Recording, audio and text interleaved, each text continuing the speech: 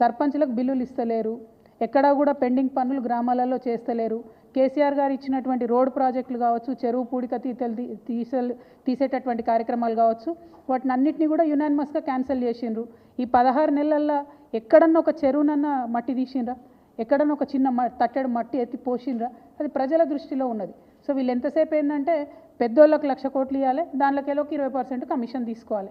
ఈ ఎజెండా మీద ప్రభుత్వం నడుస్తున్నట్టుగా తెలుస్తోంది.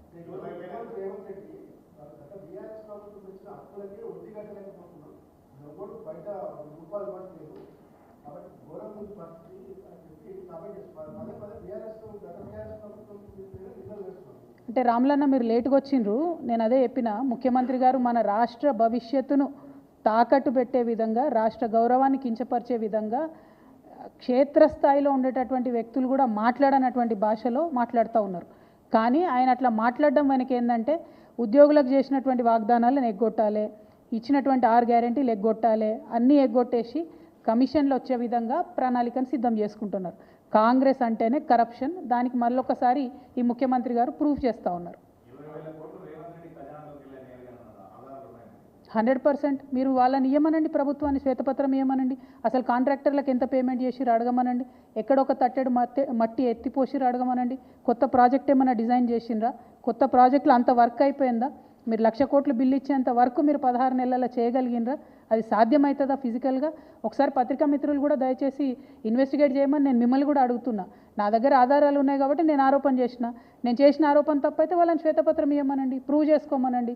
ఎన్ని బిల్లులు కాంట్రాక్టర్లకు ఇచ్చారు, సర్పంచ్లకు ఎన్ని బిల్లులు ఇచ్చిండ్రు, వాళ్ళు ఇచ్చినటువంటి 6 గ్యారెంటీలలో ఎన్ని పథకాలకు ఎన్ని డబ్బులు పెట్టిండ్రు, వాళ్ళని ఆధారాలు ఇవ్వమని చెప్పండి.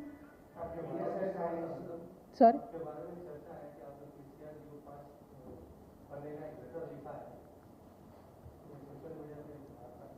नहीं, मेरे बारे में तो चर्चा बहुत होता जी, ये नई बात नहीं है.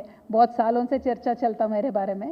నా గురించి రకరకాల కథనాలు వస్తూనే ఉంటాయి, రకరకాల ఆరోపణలు కుట్రలు అని చెప్పి సోషల్ మీడియా అంతా బాగా నా మీద ప్రేమ అభిమానాన్ని ప్రదర్శిస్తుంటారు. నేను రిక్వెస్ట్ చేసేది ఒకటే, ఇవన్నీ ఎవరు చేస్తున్నారు ఏందో అన్నీ తెలుసు నాకు, కానీ సమయం సందర్భం వచ్చినప్పుడు మాట్లాడతాం.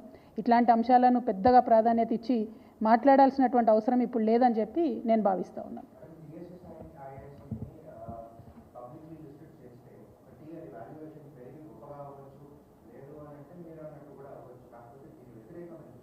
అంటే ప్రధానంగా Telangana state industrial infrastructure corporation అన్న దాంట్లో ఆ సంస్థ పెట్టింది ఎందుకు అంటే, ఒక దగ్గర ఒక 40 ఎకరాలు జాగా ఉందనుకోండి, దాన్ని డెవలప్ చేసి అందులో ఒక 30, 40, 20 ఇండస్ట్రీస్ రావాలంటే వారికి అన్నీ కూడా ప్రొవైడ్ చేసి కామన్గా ఉండేటటువంటి ఈటీపీ లాంటివి, కరెంటు వ్యవస్థను అన్నీ కూడా చేయడానికి పెట్టినటువంటి కార్పొరేషన్.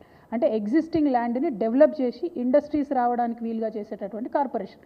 కానీ దాన్ని మొత్తం అర్థాన్ని మారుస్తూ మనం ఏదైతే భూములు తీసి పెట్టినామో ఆ భూములను అమ్ముకొని, ఆ భూములను కుదోబెట్టి, ఆ భూములను స్టాక్ ఎక్స్చేంజ్లో పెట్టి డబ్బులు తీసుకొచ్చి ఆ డబ్బుల్ని మళ్ళీ ఇండస్ట్రియల్ డెవలప్మెంట్ కాకుండా పక్కదారి పట్టించేటటువంటి ప్రయత్నం ఈ ప్రభుత్వం చేస్తుంది.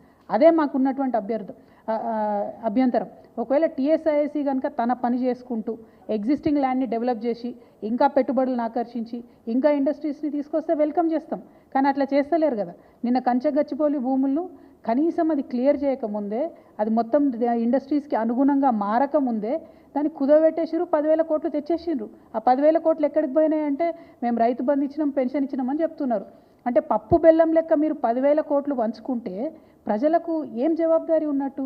శ్రీధర్ బాబు గారు వచ్చి ఒక మాట చెప్తారు ఆ 10,000 కోట్ల మీద, ముఖ్యమంత్రి గారు ఇంకొక మాట చెప్తారు, ఇంకొక బట్టి గారు ఇంకొక మాట చెప్తారు. క్లారిటీ లేదు. తెచ్చినటువంటి 10,000 కోట్లు ఏమైనాయి? ప్రజలకు జవాబు చెప్పండి. 1,80,000 కోట్లు అప్పు తెచ్చిరు ఇప్పటి వరకు, ఏమైంది? అది ప్రజలకు జవాబు చెప్పండి. టీఎస్ఐఏసీని ప్రైవేట్ నుంచి పబ్లిక్ చేస్తే అది పబ్లిక్కి పనికొస్తుందా లేకపోతే రేవంత్ రెడ్డి గారికి పనికొస్తుందా? రేవంత్ రెడ్డి గారు ఖజానాలో డబ్బులు తెచ్చుకోవడానికే టీఎస్ఐఏసీని మారుస్తున్నారని వాళ్ళు నేను అలిగేషన్ చేస్తున్నా. వారిని జవాబు చెప్పమనండి ప్రజలకు. Thank you. జై తెలంగాణ.